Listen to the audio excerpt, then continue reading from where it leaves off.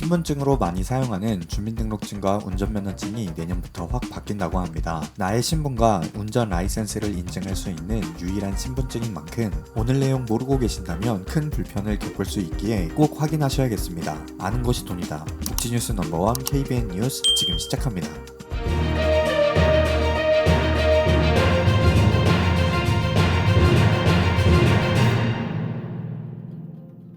먼저 변경되는 운전면허증에 대한 소식 말씀드리겠습니다. 자동차를 운전하려면 꼭 필요한 것이 있죠. 바로 운전면허증입니다. 이 운전면허증이 내년부터 확 바뀐다고 하는데요. 많은 부분에서 지금보다 효과적으로 변경됩니다. 1996년 면허 개편으로 2종 자동면허가 도입된 이후 현재 면허체계가 무려 27년째 유지되고 있는데요. 27년 전 개편된 내용이니 현 시점에 시대착오적인 부분이 참 많다는 지적이 있습니다. 그 대표적인 게 1종 자동면허의 필요성인데요.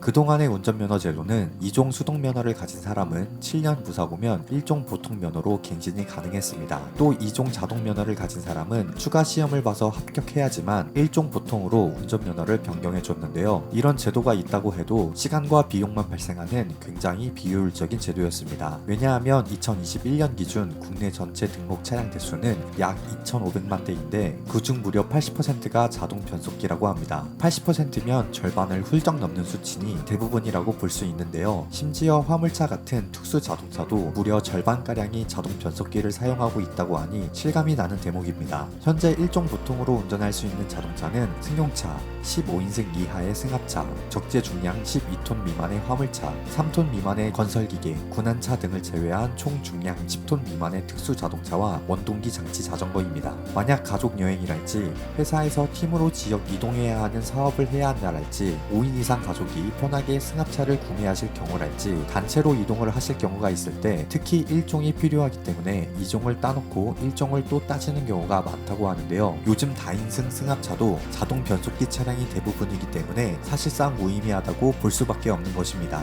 그래서 이러한 문제점을 개선하고자 경찰청에서 1종 자동면허 도입을 예고하고 발빠르게 움직이고 있습니다. 우선 2종 자동면허를 보유하고 있는 사람이 7년간 무사고일 경우 1종 자동면허로 갱신할 수 있도록 제도를 개선할 계획이라고 하고요. 1종 자동면허 운전 시험을 별도로 만들어서 자동 변속기더라도 기존 1종 운전면허와 동일한 차량을 운전할 수 있게 한다고 합니다. 이렇게 되면 자동 변속기가 장착된 11인승 이상 승합차인 카니발이나 스타렉스 차량의 운전이 가능해집니다. 2024년부터 일부 면허 시험장에서 적용하고 2025년부터는 1종 자동면허를 본격 시행한다고 합니다. 만약 2종 면허 보유 중이신데 1종이 필요하신 분들은 얼른 변경 신청하시면 될 것 같고요. 면허를 따실 계획이 있으시다면 1종 자동면허에 응시해서 쉽게 따시면 좋겠습니다. 다음으로 변경되는 주민등록증에 대한 소식입니다. 먼저 주민등록증에 유효기간이 생긴다고 합니다. 그동안 주민등록증에 유효기간이 없기 때문에 20년, 30년이 넘어도 동일하게 사용할 수 있었죠. 그렇기 때문에 본인 확인이 어려운 경우가 많아 민원이 많이 발생했고 실랑이가 벌어지기도 했다는데요. 이렇게 주민등록증에 유효기간이 없어 발생되는 문제는 꾸준히 있었습니다. 그래서 행안부는 신원정보 최신화를 위해 주민증에도 유효기간을 두는 방안을 수립하기로 했습니다. 행안부에 따르면 정부 차원의 신분증을 발급하는 OECD 회원국 31개국 중 한국과 콜롬비아만 유효기간이 없다는 점,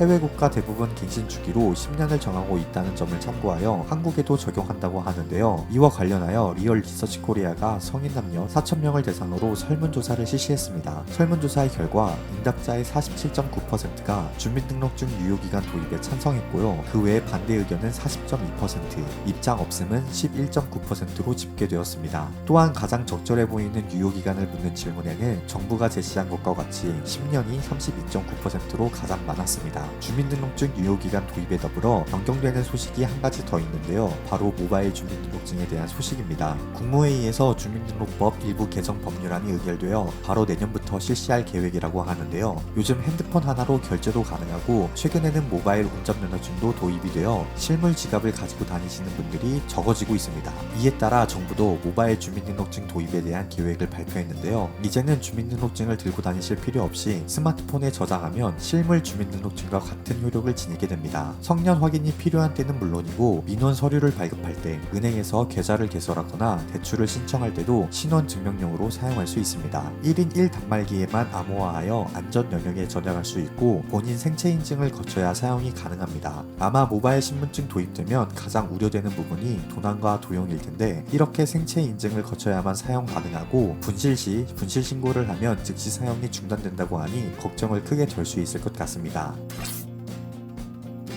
자, 오늘은 내년부터 개정되는 운전면허증과 주민등록증에 대한 내용을 말씀드렸습니다. 말씀드린 대로 나의 신분을 증명하고 운전 라이센스를 인증하는 정말 중요한 신분증 관련 변경사항이니만큼 꼭 확인하시고 숙지하셔서 피해보시는 일 없길 바랍니다. 아는 것이 돈이다. 지금까지 복지뉴스 넘버원 KBN 뉴스 윤석호 기자였습니다.